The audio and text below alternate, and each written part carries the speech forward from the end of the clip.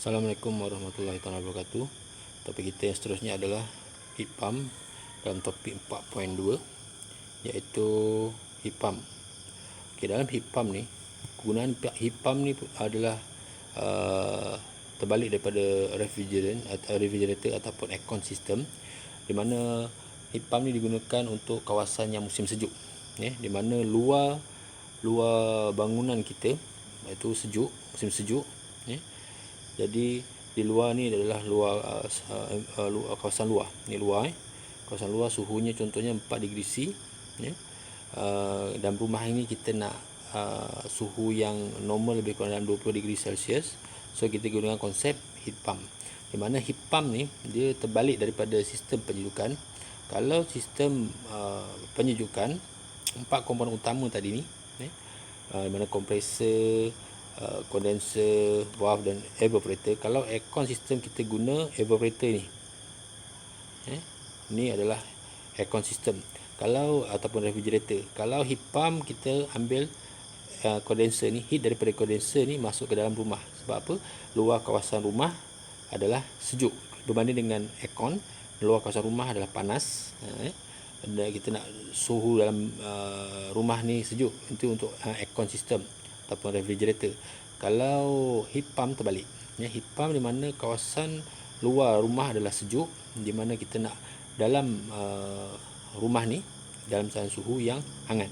Okey, kalau ikut gambar rajah ni, figure 6.22, the work supply to a heat pump is used to extract energy from the cold outdoor. Outdoor ni outdoor, ni outdoor, yang ni adalah indoor, to carry it into a warm indoor. Maksudnya suhu dalam ni lebih tinggi daripada suhu outdoor. Maksudnya TO adalah outdoor, TI adalah temperature indoor. So TI ni lebih besar daripada TO. Konsep heat pump. Okey, di mana sini ada ini kompresor, ini adalah condenser, ini adalah valve, ini adalah evaporator. So kita nak ambil suhu daripada evaporator ni. Okey, ini contohnya dalam suhu 4 degree Celsius. Dalam rumah kita nak suhu dia dalam 20 degree C. Kita ambil konsep aircon, tapi kita ambil bahagian condenser. Terbalik pula dengan aircon system. Aircon system yang kita bincangkan sebelum ni. Okey, yang mana kita guna ambil bahagian indoor ni. Untuk evaporator ni masuk dalam indoor, dalam sini. Kalau untuk heat pump terbalik, kita ambil condenser ni, suhu daripada condenser ni masuk dalam rumah. Kalau ni suhu yang sejuk evaporator ni dalam untuk konsep aircon. Okey, gambar rajah dia macam ni. Gambar rajah untuk heat pump di mana ada reservoir, reservoir untuk high temperature. Ini adalah untuk low temperature. Okey, QH ini adalah heat pump. Ada 4 komponen utama heat pump, begitu juga dengan aircon. Okey, QNet dia memerlukan kerja untuk kompresor. Ini QH ni daripada condenser, dan QL ni untuk evaporator. Okey, the warm temperature is what we require for heat pump. Kita perlukan suhu yang warm ataupun suhu yang panas, suhu yang panas. Okey, macam mana nak kira dia punya ni COP dia? Okey, perlu kita tahu adalah required input dengan desired output. Desired output adalah QH dan required input adalah WNet. Okey, kita pemudahkan daripada first law of thermodynamics, COP iaitu coefficient of performance heat pump. Macam mana nak kira COP dia? Okey, daripada first law of thermodynamics, seperti yang sebelum kita dah bincangkan, total of heat equal by total of work. Ini adalah first law punya first law of thermodynamic. So QH, total of Q ni, QH tolak dengan QL sama dengan Qnet. For second law of thermodynamic, QH ni adalah lebih besar daripada Wnet. So untuk actual COP untuk heat pump sama dengan desired output bahagi dengan required output. So desired output adalah QH dan required output adalah Wnet in untuk kompresor. So Wnet sama dengan QH tolak dengan QL, dan untuk COP QH bahagi dengan QH tolak QL. Ini adalah COP bagi actual COP. Untuk maksimum COP ni kita guna suhu TH, dan unit ni adalah Kelvin. TH tukarkan saja, TH bagi dengan TH tolak dengan TL. Ni COP REV. REV maksudnya reversible, boleh balik. Ini adalah COP maksimum. Dalam soalan biasa nak tengok manakah yang lebih tinggi. Maksudnya bukan nanti perbezaan antara COP HP dan juga COP HP max. Ini kalau maksimum kita guna temperature. So most heat pump is operate today have a seasonally average antara 2 hingga 3 COP untuk heat pump, antara 2 hingga 3. Okay, most existing heat pump use the cold outside air as the heat source in the winter. Maksudnya suhu pada musim sejuk lah. In a cold climate, their efficiency drop considerably when temperature are below the freezing point. So in such as geothermal or ground source heat pump that use the ground as the heat source can be used. Maksudnya kita gunakan heat pump ni dalam kes geothermal, kita menggunakan sumber haba. Such heat pump are more expensive to install, but they are also more efficient. Okay, konsep heat pump ni memang kosnya agak tinggi apabila kita nak pasang. Okay. Air conditioner are basically refrigerator whose refrigerated space in a room or building instead of the food compartment. Okay, dalam aircon system pun kita boleh gunakan dalam masa sejuk lah. Maksudnya untuk menyimpan makanan. Dan COP of refrigerator decrease with a decreasing refrigeration temperature. COP bagi refrigerator, COPR decrease apabila decreasing of temperature of refrigerator. COPR akan decrease apabila temperature pada refrigerator dia akan decrease. Therefore, it's not economical to refrigerator to a lower temperature than needed. Maksudnya tak efficiency lah. So untuk COP SP heat pump, kita dah bincangkan tadi sebelum ni, desired output bahagi dengan required output, iaitu QH bagi dengan Wnet in. Sama dengan QH bahagi dengan QH tolak dengan QL. Q ni adalah heat. QH ni daripada condenser, QL ni daripada evaporator. So apabila dibagi yang QH, kita nak matikan QH ni, setiap ni bagi QH, ni bagi QH, ni bagi QH. So akan jadi macam ni. So persamaan akhir dia adalah QH bagi QH sama dengan 1, QH bagi dengan QH ni pun 1, tolak dengan QL bagi dengan QH. So COPR ini untuk sorry. Ini adalah COP heat pump. So ni contoh. Kalau QL dia 4 kJ dan QH ni adalah 6 kJ, berapa COP heat pump? Okey. Bila masukkan saja ni apa dia punya QH tadi ni berapa? 6 tolak dengan QH adalah 4. So sama saja, 6 bahagi dengan 2 sama dengan 3. Ni kalau di formula matematik lah. Ni sama saja konsepnya, sama saja. Ikut manalah awak yang rasa selesa untuk mudahkan awak punya pengiraan.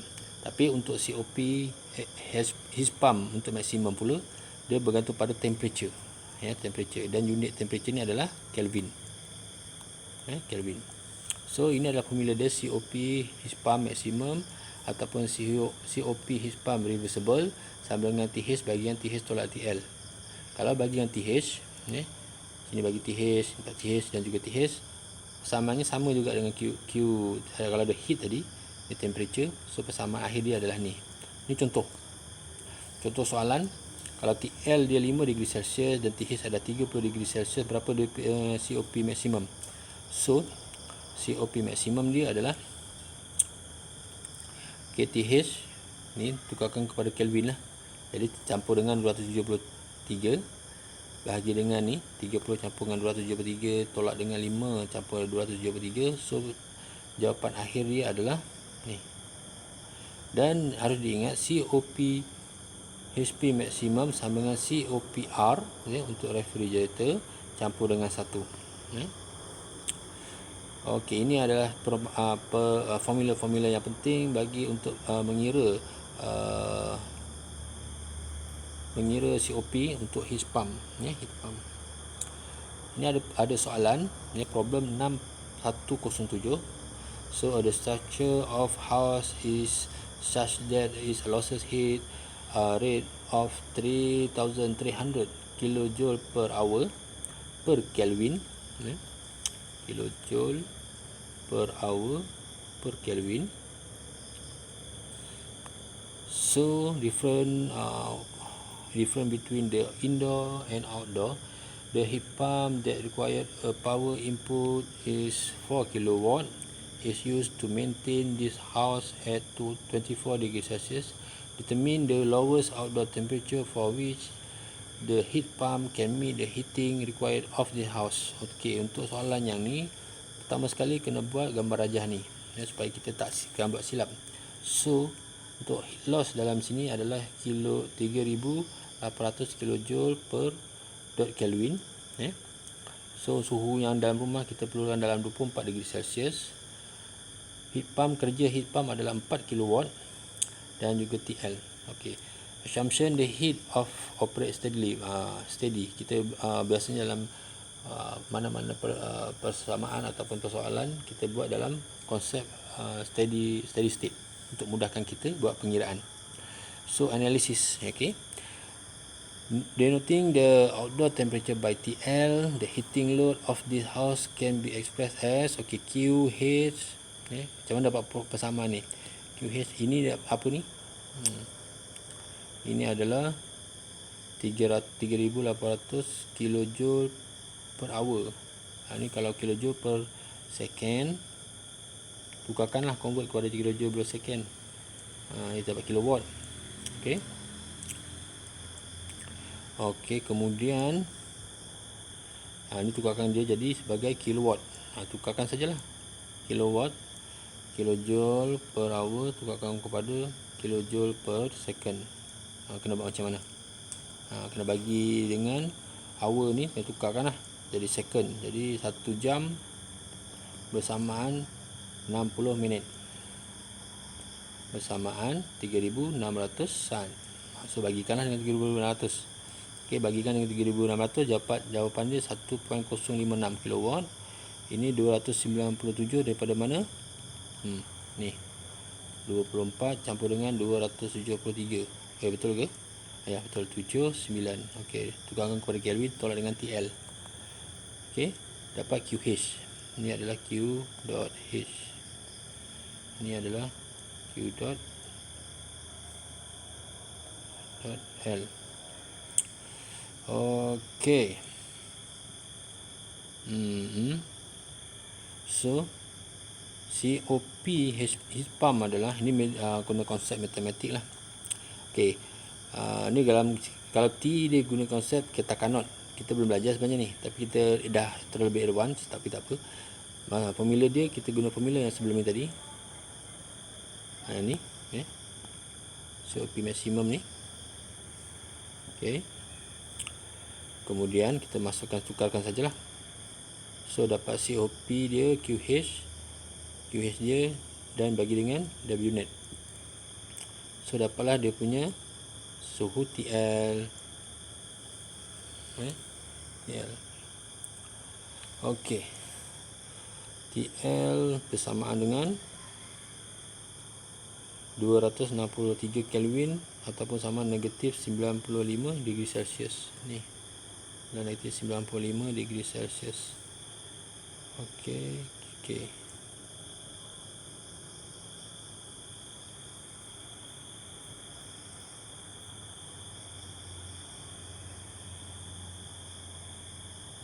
to relation between above TL.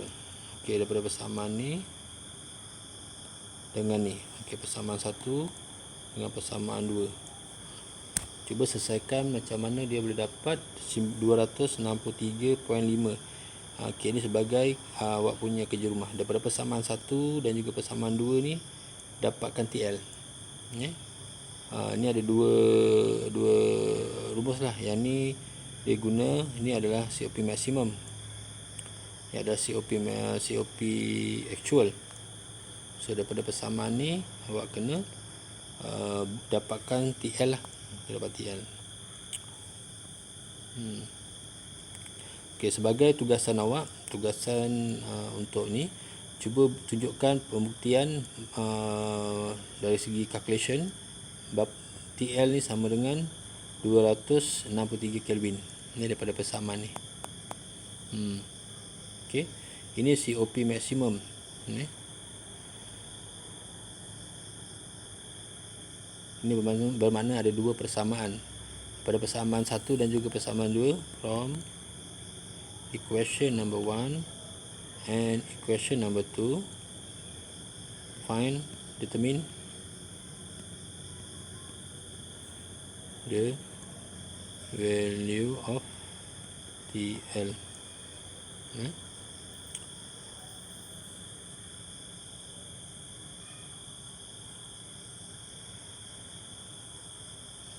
Okay, ini adalah itu saja berkenaan dengan heat pump. Untuk persoalan lain awak boleh buat contoh soalan di dalam buku termodinamik persoalan dengan heat pump. Tapi yang untuk assignment kali ini awak kena buat daripada dua persamaan ni, buktikan macam mana boleh dapat TL sama dengan 263.5 Kelvin. Sekian, terima kasih.